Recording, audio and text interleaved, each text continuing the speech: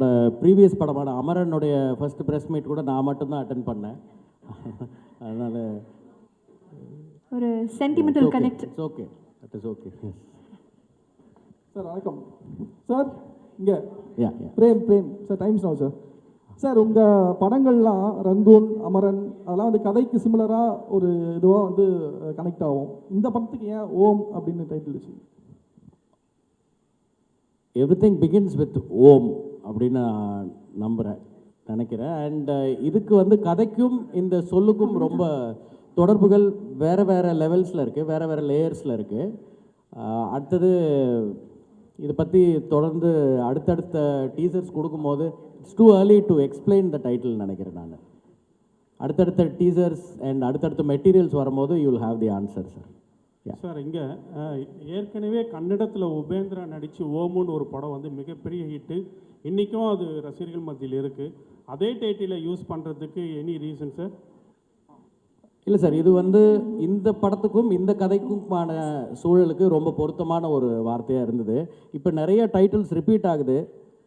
இப்போது நம்ம ஏற்கனவே பண்ண படம் கூட அது முன்னாடி 90s ஏர்லியராக வந்த கார்த்திக் சாருடைய படம் தான். நம்ம பண்ணது மட்டும் இல்லை, மற்ற ஃபில்ம் மேக்கர்ஸ் பண்ணுற படமும் love today are many films, even Dhanush சாரோட நிறைய படங்கள் கூட பழைய படங்களுடைய டைட்டில்ஸை ரிப்பீட் பண்ணியிருக்கு. பட் இது வந்து ஏதோ ஒரு சென்சேஷனுக்காக வைக்கப்பட்ட ஒரு டைட்டில் இல்லை. இந்த கதைக்கும் நான் ஒவ்வொரு முறையும் கதையோட தலைப்பை எழுதிட்டு அப்புறம் தான் ஸ்க்ரீன் ப்ளே எழுதுவேன். அந்த மாதிரி இதுவும் ஒரு முக்கியமான தலைப்பாக ஃபைனல் டிராஃப்டில் நம்ம ஆரம்பிக்க முன்னாடியே எழுதி அதுக்கப்புறம் தொடங்கின ஒரு திரைக்கதை தான் இது. ஸோ இதுக்கும் கதைக்கும் ஆழமான ஒரு சம்மந்தம் இருக்கிறதுனால தான் இருக்குது சார். சார் ராஜ்குமார் சார், நான் வேற லெவல் சினிமா கார்த்திக் சார். இந்த சேப்பு பேக்ரவுண்டு, சிகப்பு பேக்ரவுண்ட் கம்யூனிசத்தை குறிக்குதா சம்மரத்தை குறிக்குதா?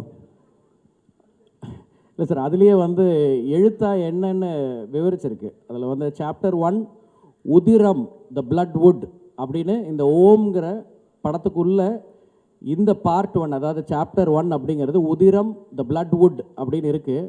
அதுலேயே அது it is this nothing to hide. அதில் பிக்சர்ஸில் இருக்குது, விஷுவல்ஸில் இருக்குது, கேப்ஷனில் இருக்குது. இது எது சம்மந்தப்பட்டது கான்ஃப்ளிக்ட் அப்படிங்கிறது அதை கொஞ்சம் பார்த்தாலே புரிஞ்சிரும்னு நினைக்கிறேன். கண்டிப்பாக சார்.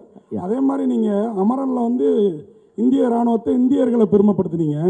இதில் வந்து செம்மர கடத்தல்னாலே தமிழர்கள் தான் கடத்துறதா ஆந்திராவில் அடித்து கொள்ளுவாங்க அப்படின்லாம் நம்ம கேள்விப்பட்டிருக்கிறோம். இதில் தமிழர்களை பெருமைப்படுத்துகிற மாதிரி சீன்ஸோ?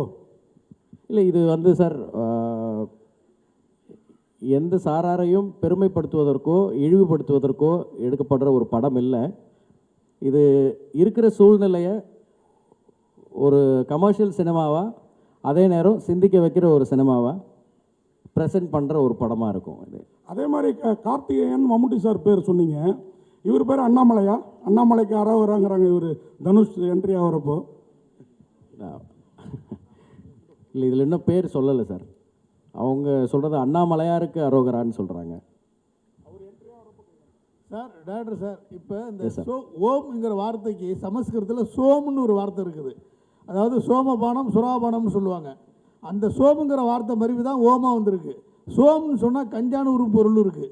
எப்படி அதுலேருந்து மறி வந்திருக்கு? அது இந்த உண்மை தெரிஞ்சிருக்குங்களா? இல்லை, அப்படி இல்லை சார். ஐ திங்க் சான்ஸ்கிரிட்டில் ஓம்காரா அப்படிங்கிறது ஓம்கான விளக்கமாக இருக்குது சான்ஸ்கிரிட்டில். நம்ம சொல்கிற ஓம் அதுதான். அண்ட் அதை தாண்டி இந்த ஓம்க்கு வந்து படத்துக்குள்ளே ட்ராவல் பண்ணும்பொழுது படம் வெளியாகிறதுக்குள்ளே அதுக்கான எக்ஸாக்ட் விளக்கம் என்ன, இந்த படத்துக்கும் ஓம் அப்படிங்கிற சொல்லுக்கான சம்மந்தம் என்னங்கிறது ரொம்ப ஈஸியாக எல்லாருக்கும் புலப்படுற ஒரு விஷயமா இருக்கும் அடுத்தடுத்து பண்ணுற ப்ரொமோஷன்ஸில். ஸோ இதில் அந்தளவுக்கு இது எனக்கு புது இன்ஃபர்மேஷனாக இருக்குது நீங்கள் சொல்கிறது. ராஜ்குமார் சார், இங்கே மீனாட்சி சுந்தரம் சார், உண்மை கதை நீங்கள் அமரன் எடுத்தீங்க. இந்த படம் கூட இந்த 2015 நடந்த ஒரு உண்மை சம்பவமாக தெரியுது. நாங்கள் வெளிப்படையாக சொல்லலை, ட்ரெய்லரில் தெரியுது. இந்த உண்மை சம்பவங்கள் வந்து எல்லாருக்குமே தெரிஞ்ச கதையாக இருக்கும். அது வந்து சினிமாவில் எடுக்கக்கூடிய சவால் என்ன? அப்புறம் வந்து இதுதான் தனுஷாருடைய லைஃப்லேயே பெரிய பட்ஜெட்டில் உருவாகிருக்காங்க. இந்த கதைக்கு ஏன் அவ்வளோ பெரிய பட்ஜெட்? இல்லை சார், இன்றைக்கி வந்து ஃபஸ்ட்டு நான் வந்து இந்த உண்மை சம்பவங்கள் பற்றி நீங்கள் சொல்கிறதுக்காக சொல்கிறேன். ஐ திங்க் எல்லா கதையும் எனக்கு தெரிஞ்சு எல்லா ஃபில்ம் மேக்கர்ஸுமே வந்து they inspire ideas they get inspired for ideas for concepts from daily life. இல்லை அவங்க வாழ்க்கையில் நடந்த சம்பவங்கள், இல்லை அவங்க ஃப்ரெண்டு வாழ்க்கையில் நடந்த சம்பவங்கள். ஸோ என்ன ஜானரில் நம்ம படம் பண்ண நினைக்கிறோங்கிறது தான் முக்கியம்னு நினைக்கிறேன் நான்.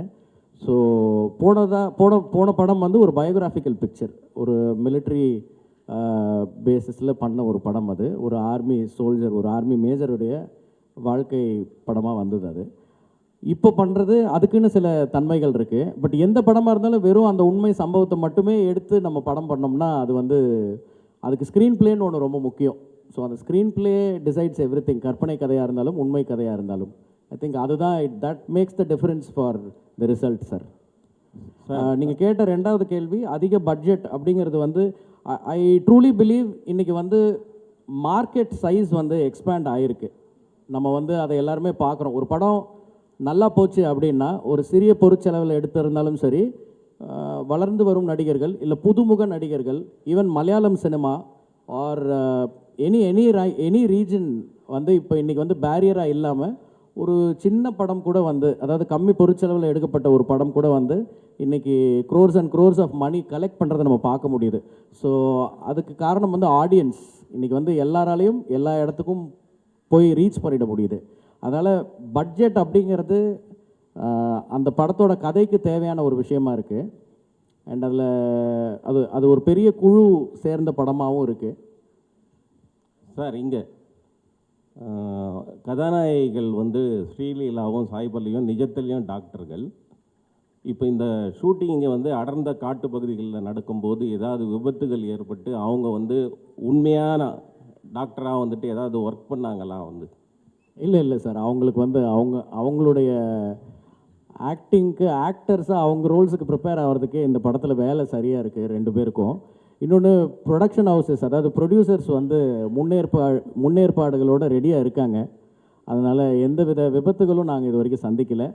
அண்ட் அப்படி ஏதாவது சின்னதாக பிரச்சனை, சில இடர்பாடுகள் வரும், சில தடங்கல்கள் ஏதாவது இருந்தால் கூட அது வந்து அவங்க ரொம்ப துரிதமாக செயல்பட்டு உடனே அதை சரி பண்ணி கொடுத்துட்றாங்க. ஸோ அந்த மாதிரி சுச்சுவேஷன் எதுவும் வரல சார். அமரன் படத்துலையும் சாய் பல்லவி இருந்தாங்க, ஓம்லேயும் இருக்காங்க. பர்டிகுலராக என்ன ஸ்பெஷல் ரீசன் அவங்க இந்த படத்தில் கமிட் பண்ணியிருக்கீங்க? செகண்டு, சாய் அபயங்கர் மியூசிக்கில் தனுஷ் அதை பாட்டு எழுதி பாடுறாங்களா? ஏதாவது ஐடியாஸ் இருக்கா? இல்லை, இப்போ நம்ம பார்த்த இந்த டைட்டில் அனௌன்ஸ்மெண்ட் வீடியோவில் இந்த கிளிம்ஸில் கடைசியாக சில லிரிக்ஸ் வருதில்ல, வீரா அப்படின்னு, அது வந்து தனுஷ் சார் எழுதினது தான். அது அந்த வரிகள் கூட தனுஷ் சார் எழுதினது தான். அண்ட் ஏற்கனவே படத்துக்காக ஒரு சாங் வந்து ஃபில்ம் பண்ணிட்டோம். அண்ட் சாய் பல்லவி அவங்க இந்த படத்தில் இருக்கிறது வந்து அவங்க மட்டும் இல்லை, நான் எப்பயுமே ஒரு கேரக்டருக்கும் ஆர்டிஸ்ட் சூஸ் பண்ணும்போது ஒரு பர்ஃபார்மர் அந்த ரோலுக்குள்ளே வரணும்னு நினைப்போம். ஸோ அப்படி அவங்களுக்கு சூட்டபிளாக இருக்கிற ஒரு ரோலுக்கு அவங்க நடிக்கிறாங்க. இதில் அந்த படத்துலையும் அவங்களுக்கு அந்த ரோல் ரொம்ப சூட்டபிளாக இருந்துச்சு, அதனால் பண்ணாங்க. எஸ். இங்கே ஷாலினி, ஆக்சுவலி மம்முட்டி சார் அவரோட படங்களே வந்து அவ்வளோ ஈஸியான கதையோ கேரக்டரோ சூஸ் பண்ண மாட்டார். ரொம்ப சாய்ஸ் ரொம்ப வந்து யுனிக்காக இருக்கும். ஸோ இந்த கதை நீங்கள் சொல்லும் போது அவரோட ரியாக்ஷன் என்னவாக இருந்துச்சு? அவர் என்ன சொன்னார்? இல்லை, மம்முட்டி சாரை நான் வந்து உடனே பார்க்க முடியல. நான் ஆக்சுவலாக ட்ரை பண்ணி ஒரு 6-7 months ஆச்சு சாரை பார்க்குறதுக்கு. சாருக்கு வேறு ஒரு சுச்சுவேஷன் இருந்துச்சு. பட் நான் கதை சொல்கிறதுக்கு ஒரு நாள் அவர் சென்னையில் இருக்கும்போது அவர் என்னை கூப்பிட்டுருந்தார். நான் அதுக்கு முன்னாடி அவரோட டச்சில் இருந்தேன். சென்னைக்கு அவரோட வீட்டுக்கு வந்திருக்கும் போது கூப்பிட்டுருந்தார். அப்போ நான் போய் மீட் பண்ணி ஒரு 2 மணி நேரம் நான் அந்த கதையை அவருக்கு எக்ஸ்பிளைன் பண்ணேன். அது பேசி முடிக்கும் போது அவருக்கு சில டவுட்ஸ் இருந்தது. அந்த டவுட்ஸை கேட்டுட்டு அன்றைக்கி அந்த மீட்டிங்லேயே நான் இந்த கேரக்டர் பண்ணுறேன் அப்படின்னு சொன்னார். ராஜ்குமார் சார், மம்முட்டி சார் நிறைய தேசிய விருது 4-5 வாங்கியிருக்காரு. தனுஷ் சார் 2 தேசிய விருது. 2 தேசிய விருது வாங்குகளை வச்சு படம் பண்ணது வந்து எப்படி இருந்தது உங்களுக்கு டைரக்டராக? ரொம்ப சுலபமாக இருந்தது. என்ன சார், அவங்க 2 பேருமே வந்து they come with their own legacies and அவங்களுக்கான ஒரு கிளாரிட்டியோடு வராங்க. ஸோ கம்யூனிகேஷன் ஃபஸ்ட்டு ரொம்ப ஈஸி ஆகிடுது. அப்புறம் அவங்களுடைய கொலாபரேஷன் வந்து ரொம்ப படத்துக்கு ஹெல்ப்பாக இருக்குது. அது ஒரு டைரக்டர்ஸ் டிலைட் இந்த 2 ஆக்டர்ஸுமே. சார் ராஜ்குமார் சார், இங்கே விஜய் ஆனந்த், வாழ்த்துக்கள் சார். டைட்டிலும் கிளிம்ஸும் ரொம்ப சூப்பராக இருந்தது, மேக்கிங்குமாகவே நல்லா இருந்தது. தேங்க்யூ. இந்த 2 சாப்டர்னு சொல்லிட்டீங்க. ஸோ 2மே இப்போவே ஷூட் பண்ணுவீங்களா, இல்லை ஃபஸ்ட்டு பார்ட் ரிலீஸ்க்கு அப்புறம் தான் செகண்ட் பார்ட் பற்றி இருக்குமா? ஸ்கிரிப்ட் ஒர்க் முடிச்சாச்சா 2க்கும்? இல்லை சார், இது வந்து முதல் சாப்டர் தான் இப்போ ஷூட் பண்ணிகிட்ருக்கோம். இது முடித்ததுக்கப்புறம் தான் அடுத்ததுக்கான ஒர்க்கெல்லாம் அப்போ தான் ஆரம்பிக்கும். ஸ்கிரிப்ட் ஒர்க்குன்றதை தாண்டி இதுக்குன்னு ஒரு பெரிய ரிசர்ச் ஒர்க் நடந்திருக்கு. ஸோ அது ஒவ்வொரு பகுதியாக வரும் அப்படிங்கிறது தான் சார். அண்ட் இந்த சாப்டர் 1க்கு ஒரு தொடக்கம், ஒரு மிடில், ஒரு எண்ட் அப்படின்னு இந்த படத்தோட கதை முழுமையாக இந்த பார்ட்லேயே முடிஞ்சிடும். இந்த சாப்டர் 1லேயே அது முடியும். Yes Sir, Akshay from the New Indian Express. Sir, here. Hi, sir. And நீங்கள் வந்து இந்த டைட்டில் அனௌன்ஸ்மெண்ட்டுக்கு அப்புறம் ஒன்று சொல்லியிருந்தீங்க, இந்த மாதிரி வந்து தனுஷ் சார் வந்து ஆர்டிஸ்டிக் சென்சிபிலிட்டிஸ் அண்ட் கமர்ஷியல் சினிமாக்கான சென்சிபிலிட்டிஸை வந்து நல்லா இது பண்ணியிருந்தாரு, பேலன்ஸ் பண்ணியிருந்தாருன்னு சொல்லிட்டு. How was it for you to right? ஏன்னா இப்போது ஸ்டார்ஸுமே நிறைய வந்துட்டாங்க, மம்முட்டி சார் அண்ட் தனுஷ் சார். உங்களுக்கு அந்த சென்சிபிலிட்டிஸை பேலன்ஸ் பண்ணுறது எப்படி இருந்துச்சு ரைட்டர்? இல்லை சார், இது வந்து ஆக்டர்ஸை காஸ்ட் பண்ணிவிட்டு அப்புறம் போய் எழுதின ஸ்கிரிப்ட் இல்லை. இது நம்ம ஸ்கிரிப்ட் பண்ணிவிட்டு ஐயோ இந்த கேரக்டர் இவங்க பண்ணால் நல்லா இருக்குமேனு அவங்களோட அப்பாயின்மெண்ட் அண்ட் அவங்களோட லிசனிங், அந்த நரேஷன் டைம் கிடைக்கிற வரைக்கும் வெயிட் பண்ணி ஒவ்வொருத்தரையும் காஸ்ட் பண்ணி இவங்க எல்லோரும் உள்ளே வந்திருக்காங்க. ஸோ அவங்களுக்கு அந்த கேரக்டர் கேட்கும்பொழுதே அவங்களுக்கு பிடிச்சிருந்தது. யாரும் வந்து இப்படி பண்ணுங்க அப்படி பண்ணுங்கன்னு சொல்லி எந்த ஒரு அந்த மாதிரி விவாதங்களுக்குள்ளே இது ஃபார்ச்சுனேட்லி போகலை. ஸோ எல்லோரும் சந்தோஷமாக அவங்கவுங்க பார்ட்டில் வந்து நடிக்க வந்திருக்காங்க. அண்ட் என்கிட்ட ஏற்கனவே இதுக்கான கேரக்டர்ஸ் இருந்தது, அந்த செட்டப் இருந்தது, அதனால தான் அவங்கள காஸ்ட் பண்ண முடிஞ்சது சார். சார் ராஜேஷ். யா எஸ் சார். சார் வாழ்த்துக்கள். முதல்ல அமரன்ற ஒரு நல்ல படத்தை கொடுத்தீங்க, ஒரு ஹீரோவாக பண்ணீங்க, பக்காவாக பண்ணீங்க. பட் இந்த படத்தில் வந்து பார்த்தா ஒரு ஃபாரஸ்ட் பிரிகண்டை வந்து ஒரு ஹீரோவாக காட்டுற மாதிரி இருக்குது டீசர்லாம் பார்க்கறதுக்கு. பட் இதை நீங்கள் எப்படி பார்க்குறோம்? ஒரு ஹீரோவாக காமிச்சிங்க, பட் இந்த மாதிரி ஒரு நெகட்டிவ் ஷேடாக இருக்கவங்களை ஹீரோவாக காமிச்சா நெக்ஸ்ட் சொசைட்டி எப்படி இருக்குன்றதை நீங்கள் ஃபீல் பண்ணுறீங்க சார்? ஏன்னா வந்து ஃபாரஸ்ட் பிரிகண்ட்ன்றது ஒரு தப்பானது தான், காட்டை அழிக்கிறவங்க தான். இதில் வந்து நீங்கள் சொல்ல வர்றது வந்து இந்த காட்டை அழிக்கிறதுக்கு உறுதுணையாக இருக்கக்கூடிய அந்த கூலி ஆட்கள் திருவண்ணாமலையை காமிச்சிருக்காங்க. ஏன்னா நீங்கள் இங்கே இந்த ராயல்சீமா அந்த சைட்லலாம் பார்த்தீங்கன்னா, ப்ளஸ் திருப்பதி அந்த சைட்லலாம் வந்து ரெட் சாண்டர்ஸை வந்து அறுக்கிறதுக்கோசரம் இங்கேருந்து தான் கூப்பிட்டு போகிறாங்க, திருவண்ணாமலையிலேருந்து தான். அதை பேஸ் பண்ணி தான் இந்த புஷ்பான்னு ஒன்று பண்ணாங்க. அங்கேயும் வந்து ஒரு ஃபாரஸ்ட் பிரிகண்டை வந்து அவனை தான் ஹீரோவாக காமிக்கிறாங்க. பட் உங்கள் படத்தில் எப்படி காமிச்சிருக்கீங்க? இதில் வந்து அதை தான் வந்து நீங்கள் முக்கியத்துவம் காட்டுறீங்களா? அதான் சார், இது வந்து இப்போ நீங்கள் படத்தில் பார்த்தது வந்து ஒரு காட்சி. அந்த காட்சியை வச்சு ஹீரோவுடைய கேரக்டர் என்ன, இதில் நம்ம என்ன சொல்ல வரோம் அப்படின்னு ஒவ்வொருத்தருக்கும் ஒரு பெர்ஸ்பெக்டிவ் தோணும். மேபி அந்த டிஸ்கஷன்ஸை ஓப்பன் பண்ணுறதுக்கு தான் நம்ம ஒரு வீடியோ கொடுக்குறோம். ஸோ உங்கள் பார்வையில் அது அப்படி இருக்குது. பட் இதை தாண்டி படத்தில் நிறையா விஷயம் இருக்குது. அது வரும்பொழுது அது எல்லாம் ஜஸ்டிஃபை பண்ணணும்னு நினைக்கிறேன் சார். சார் ராஜ்குமார் சார், ஆக்சுவலாக உங்களோட ஃபஸ்ட்டு படம் ரிலீஸ் ஆகி ஆல்மோஸ்ட் 9 இயர்ஸ் ஆச்சு. ஸோ இப்போ நீங்கள் மோஸ்ட்லி 3 ஃபிலிம்ஸ் தான் பண்ணியிருக்கீங்க. ஸோ நீங்களாம் ஏன் ஒரு படைப்பாளிகள் இவ்வளோ டைம் எடுத்துக்கிறீங்க? ஃபஸ்ட்டு காரணம் பிரம்மாண்டத்திற்காகவா இல்லை ஹீரோவோட கால் ஷீட்டுக்காகவா? ஏன்னா நீங்கள் மட்டும் இல்லை, இப்போ 96 பிரேமா இருக்கட்டும், துருவங்கள் 16 கார்த்திக் நாராயணா இருக்கட்டும், இவங்க எல்லாருமே ரொம்ப டைம் எடுத்துக்கிறாங்க. அதாவது குரங்கு பொம்மை நித்திலனா இருக்கட்டும். ஸோ என்னதுனால இவ்வளோ டிலே ஆகுது அப்படின்னு தெரியல சார். இது ஒரு படத்துக்கும் ஒவ்வொரு விதமான படிப்பினைகள் வரும். இப்போ பார்த்தீங்கன்னா, நான் இப்போ இந்த படம் வந்து February 20 ஷூட்டிங் ஆரம்பித்தோம், October 16 ரிலீஸ்னு போட்டிருக்கோம். கரெக்டாக 8 மாதம்னு நினைக்கிறேன், 8-9 மாதமாக தெரியல எனக்கு. 8 மாதத்தில் அந்த படத்தை முடித்து ரிலீஸ்க்கு கொண்டு வரோம். ஸோ இப்படியும் சில நேரங்களில் அனுபவங்கள் இருக்கும். பட் நீங்கள் கேட்ட கேள்விக்கு பதில் சொல்லணும் அப்படின்னா, சினிமா அப்படிங்கிறது வந்து ஒரு டைரக்டர் கதை எழுதி வீட்டில் ரெடி ஆகிட்டா மட்டும் படம் பண்ணிட முடியாது. அதில் நிறைய விஷயங்கள் கோயின்சிடென்டலாக சேர்ந்து வரணும், அதுக்கு ஒரு அமைப்பு வரணும். அது எல்லாரும் சேர்ந்து எல்லா விஷயங்களும் சேர்ந்து அமையும் பொழுது தான் ஒரு படம் நடக்குது. அண்ட் சம்டைம்ஸ் தாமதங்கள் ஏற்படும், தடங்கல்கள் வரும். சில நேரம் வேகமாக நடந்துடும். நம்ம இப்போ ரோட்டில் போகிறோம், ஒரு நாள் வந்து எல்லா சிக்னலும் க்ரீனாகவே இருக்கும், அப்படியே வேகமாக போயிடுவோம். சில நேரம் டிராஃபிக் இருக்கும், எல்லா இடத்துலையும் நம்ம போய் நிற்கிற நேரம் மட்டும் ரெட் சிக்னல் விழும். அந்த மாதிரி ஒரு சுச்சுவேஷன் தான் அது.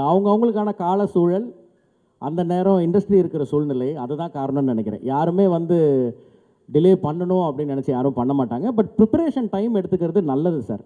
எனக்கு இந்த டைம் எல்லாமே வந்து ஸ்கிரிப்டுக்கு ஹெல்ப் பண்ணியிருக்கு. நீங்கள் சொன்ன அந்த 9 வருஷத்தை நான் ரியலைஸ் பண்ணலை. அந்த வெயிட்டிங் டைமும் ஃபில்ம் மேக்கிங்கோட ஒரு part and parcel of that ப்ராசஸ்ன்னு நினைக்கிறேன் நான், at least for directors. Yes sir. Sir Jayachandran பேசுகிறேன். இந்த sir hello sir. Yes sir. இது இந்த 20 பேர் என்கவுண்டர் பண்ணாங்க, திருவண்ணாமலையிலேருந்து தான் பாதிக்கப்பட்டாங்க. அதை பேஸ் பண்ணி புஷ்பா மாரி அதை வச்சு புஷ்பா மாரி பண்ணுறீங்களா அல்லது அது டாக்குமெண்ட்ரியாக பண்ண போகிறீங்களா? இல்லை சார், இது feature film first of all. And sir வேறு சில படங்கள் அது வந்து ஒரு படம் அப்படின்றது வந்து ஒரு டாபிக் எடுத்து பண்ணியிருந்தால் அந்த படம் வந்து நம்ம நினைவில் ஒரு விதத்தில் இருக்கும். இது வந்து எனக்கு ரொம்ப நாளாக நினைவில் இருக்கிற சில நிகழ்வுகளை, சில நிதர்சனங்களை மையமாக வச்சு அதுக்கு மேலே நிறைய எலிமெண்ட்ஸ் வச்சு நிறைய ரிசர்ச் பண்ணி உருவாக்கி இருக்கிற ஒரு திரைக்கதை. ஸோ இதுக்கும் வேறு எந்த படங்களுக்கும் சம்மந்தம் இல்லைன்னு நினைக்கிறேன் நான். அண்டு நீங்கள் குறிப்பிடுற அந்த பர்டிகுலர் சம்பவம் இதில் இருக்குன்னு சொல்ல முடியாது, பட் ஒரு இன்ஸ்பிரேஷனாக அந்த தாட் இருந்திருக்கு கண்டிப்பாக. டைரக்டர் சார், ஜெயச்சந்திரன் பேசுகிறேன் சார். தனுஷ் சார் வந்து இப்போது ஹிந்தி படங்கள்லையும் நடிச்சிட்ருக்காரு, நடித்து வெற்றி படங்கள்லாம் இருக்குது. இது வந்து அவர் நடிக்கிற பெரிய பட்ஜெட் படம் அப்படின்னு சொல்லிட்டு சொல்கிறீங்க. அப்படி இருக்கும்போது இது ஒரு பேன் இண்டியா படமாக நீங்கள் உருவாக்கலாம் இல்லையா? அதுவும் இல்லாமல் ஸ்டார் காஸ்ட் வந்து மம்முட்டி, தனுஷ் சார் 2 பேர் மட்டும் தான் தெரியுது. மற்ற லாங்குவேஜுக்கெல்லாம் போகும்போது அங்கே உள்ள ஆர்டிஸ்ட்டு, ஃபேமஸான ஆர்டிஸ்ட்லாம் தேவைப்படும். அந்த மாதிரி ஏதாவது ஐடியாஸ் எதனா இருக்கா சார்? இல்லை எக்ஸ்பெரிமெண்ட் ஐடியா இருக்குது? இல்லை சார், ஐ திங்க் ஒரு ஸ்கிரிப்ட் ரூட்டடாக அந்த தன்மைக்கு ஏற்ப இன்றைக்கி வந்து நம்ம அந்த ஸ்கிரிப்டுக்கு உண்மையாக கரெக்டாக பண்ணாலே பேன் இண்டியா மட்டும் இல்லை, ஐ திங்க் நம்ம எல்லா உலகத்தில் இருக்கிற எல்லாரையுமே இப்போ ரீச் பண்ணிட முடியுது. வெறும் காஸ்டிங்கில் மட்டும் அது நிகழாது. அதுக்கான கதையும் கேரக்டரும் அவங்களுக்கான ஒரு அந்த பார்ட் வந்து ரொம்ப ஸ்ட்ராங்காக இருந்தால் மட்டும்தான் அவங்கள உள்ளே வருவாங்க. வெறும் டெக்கரேஷனுக்காக இதில் யாரையுமே நம்ம சேர்க்கலை. அப்படி சேர்க்கறதுல எனக்கு விருப்பமும் இல்லை. Yes sir. Direct sir, Balan இங்கே இங்கே இங்கே இப்போ ஒவ்வொரு படமும் உங்களுக்கு ஒரு படிப்பினைகள்னு சொன்னீங்க இல்லையா? அது மாதிரி ரங்கூனாக இருக்கட்டும், இல்லை அமரனாக இருக்கட்டும், இந்த படமாக இருக்கட்டும், அந்த 3 படத்துலையும் 3 ஹீரோக்கள்கிட்ட நிறைய அனுபவங்கள் இருக்கும். அதை பற்றி கொஞ்சம் சொல்லுங்கள். 3 ஹீரோக்கள்கிட்டையும் கிடைச்ச படிப்பினை அனுபவம் ஏதாவது சொல்லுங்கள். சார், அனுபவம் அப்படின்றது வந்து நாட் ஜஸ்ட் வித் ஹீரோஸ். நம்ம ஒர்க் பண்ணுற ப்ரொடியூசர்ஸ் கிட்ட இருக்கும், கூட ஒர்க் பண்ணுற அசிஸ்டன்ட் டைரக்டர்ஸ் கிட்ட இருக்கும். அண்ட் அதில் வந்து ஒவ்வொரு ஜேர்னி ஒரு மாதிரி இருக்கும். It's a collaborative process. முதல் படத்தில் எனக்கு கௌதம் கார்த்திக் நடித்தார். அவர் இப்போ வரைக்கும் எனக்கு இப்போ நம்ம இங்கே உட்காந்து இந்த டீசர் நீங்கள் இங்கே பார்த்துட்டு இருக்கும்போது ஆல்ரெடி ஆன்லைனில் ரிலீஸ் ஆகிடுச்சு. ஸோ 3வது ஆளாக எனக்கு விஷ் பண்ணது, ஆர் அட்லீஸ்ட் அவர் ஃபஸ்ட்டு கூட விஷ் பண்ணியிருக்கலாம், நான் 3வதாக அவரோட மெசேஜ் தான் பார்த்தேன். ரொம்ப சந்தோஷமாக டைட்டில் பற்றி, அந்த டீசரில் காட்டின அந்த விஷயங்கள் பற்றியெல்லாம் ரொம்ப எக்ஸைட்டடாக பேசிகிட்டு இருந்தார். எனக்கு சத்தத்தில் ரொம்ப கேட்கல. ஸோ அந்த நட்பு தொடருது இன்னும். அண்ட் அதே மாதிரி போன படம் நான் ஒர்க் பண்ண சிவகார்த்திகேயன், ஸோ அவரும் வந்து அந்த படத்தில் ஒரு கரெக்டான ஒரு நேர்த்தியான ஒரு அனுபவம் இருந்தது. இப்போது தனுஷரோட ஒர்க் பண்ணுறது வந்து எனக்கு ரொம்ப க்ளோஸ் டு தி ஹார்ட்டாக இருக்குது, ரொம்ப ப்ளசண்ட்டாக இருக்குது. தினம் தினம் ஏதாவது ஒரு ஆச்சரியம் நிகழுது. ஐ திங்க் இந்த என்டையர் ஜேர்னி முடிக்கும் போது நான் அவரை பற்றி பேசுகிறதுக்கு நிறைய இருக்கும்னு நினைக்கிறேன். ஸ்ரீலீலா பற்றி சொல்லுங்கள் சார். ஸ்ரீலீலாவோட இப்போ தான் ஷூட் ஸ்டார்ட் பண்ணியிருக்கோம். Very few days we have started work with her. இப்போ தான் கொஞ்ச நாள் தான் ஆயிருக்கு. ரொம்ப ஒரு ப்ராமிசிங் டேலண்ட் அவங்க. இன்னும் அவங்களுடைய ஒரு பர்ஃபார்மிங் சைடை நம்ம நிறைய படங்களில் பார்க்கலன்னு நினைக்கிறேன். Excellent dancer, but a very good actress also. I mean a very good performer also. Hello. Sir, sorry to interrupt. Hello.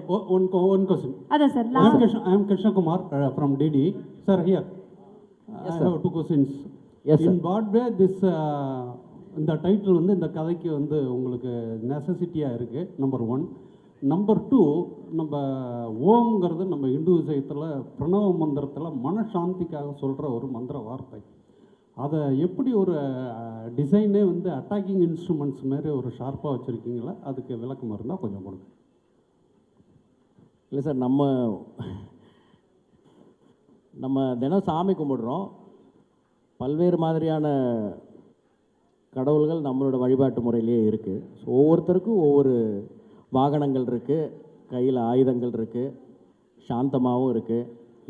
எல்லாமே எல்லாத்துலேயும் இருக்குதுன்னு நினைக்கிறேன். ஸோ அது ஒரு முக்கியமான ஒரு விஷயமாக இப்போ ஒரு பேசு பொருளாக இருக்காதுன்னு நினைக்கிறேன் நான், நீங்கள் கேட்ட கேள்விக்கு ரிலேட் பண்ணி சொல்லும் பொழுது.